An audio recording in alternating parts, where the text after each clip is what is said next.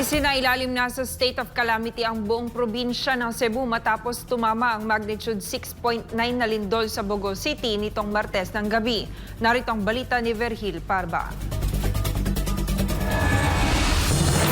Niyanig ng magnitude 6.9 na lindol ang Northern Cebu bandang alas 9:59 ng gabi ng Martes, Setyembre 30. Hindi bababa sa 6 na po ang kumpirmadong nasawi matapos ang pagyanig ayon sa Provincial Disaster Risk Reduction and Management Office.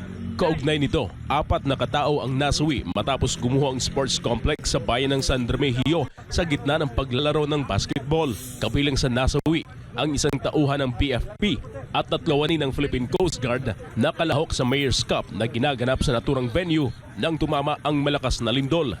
Samantala, ilang mga gusali pa ang gumuho kabilang ang makasisayang simbahan sa Daan Bantayan, Cebu.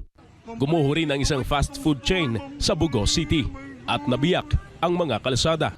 Nakuha na naman ng video ang pagsabog ng isang transformer sa poste ng kuryente sa barangay Iraya Sur, Awas Albay matapos ang malakas na lindol.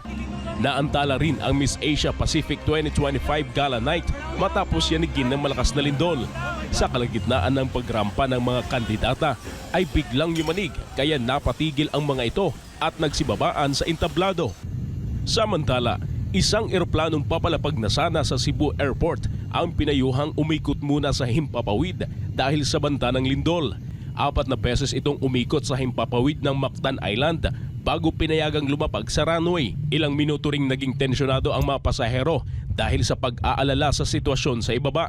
Sa ngayon, isinailalim na sa state of calamity ang buong lalawigan ng Cebu para mapadali ang pagpapalabas ng pondo ng mga lokal na pamalaan para tulungan ang mga naapektuhan ng lindol sa kanilang nasasakupan.